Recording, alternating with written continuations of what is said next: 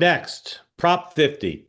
Politico's reporting that it's so the effort is so damaged on the Republican side that the polls now show that yes will pass.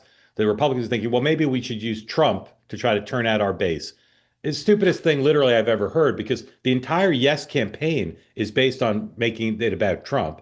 And the data is quite clear. If you make it about Trump, yes will pass overwhelmingly. Sean, here's my question: why doesn't Trump raise money for this? The whole reason yes is doing well, or not the whole reason, but a big reason, is because McCarthy said he'd raise 100 million, and he's raised like 7 million. So why didn't the White James Blair have Donald Trump raise $100 million for this thing?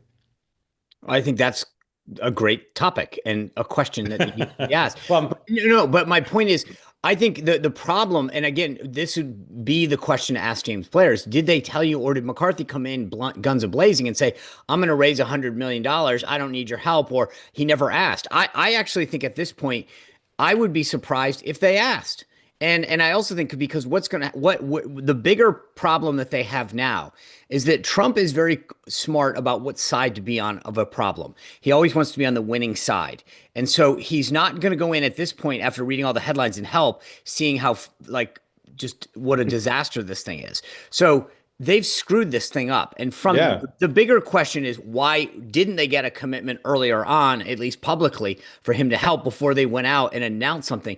But this will go down as one of the biggest political disasters, how it was handled strategically. Yeah, and they have no one to blame but themselves. I agree with you, but it wasn't like the date, Dan, 1 second. It wasn't like the date of this is a surprise. Like the minute McCarthy wasn't raising money, I don't understand why they didn't say to Trump. Oh, because And I think at that point they felt like the car had left the barn, and they had said that we're not. Why bother now? We're not going to rescue your effort. You guys clearly. I mean, I'm guessing that they saw the polling and said, why makes no would we sense go to me. waste our money?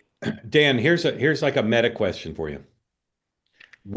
Given that it now appears to be something of a mismatch, will Newsom get the bump everybody expected he would get? Because it's not going to get very much coverage. It's going to be kind of anticlimactic.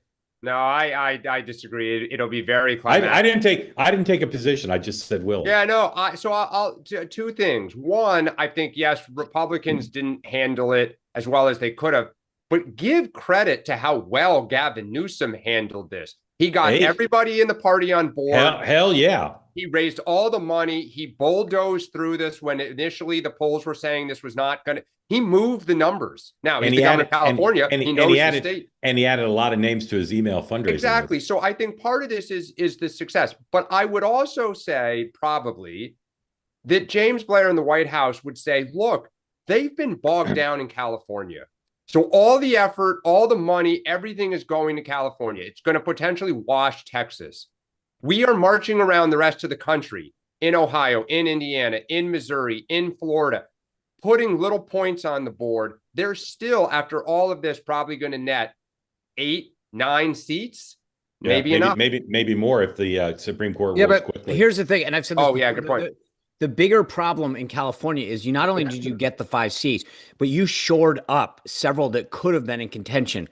Which is huge because it takes that money off the table going forward, where you don't have to defend a bunch of seats. But everybody is. That's what all this redistricting is. No. Squeezing everything down. Correct, but I'm actually giving California. I'm giving California credit, and like he didn't just even the 5 out from Texas. He made sure that the 6 or 7 other contentious, vulnerable potential Democrats are shored up. That's a huge win for him. But this is to me, this is something again. You risked when you did this when you shot the first shot in Texas.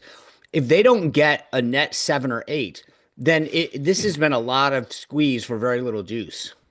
Yeah, but it may be enough. Yeah. I mean, that may be ultimately. Yeah. They say that something that's easy is like a walk in the park. Well, easier than a walk in the park, hit the subscribe button, be part of the two-way community, never miss an episode, be part of our conversations. Thank you for your service to America. And don't forget, you can now listen to the morning meeting and Two-Way Tonight on Apple, Spotify, or wherever you get your podcasts.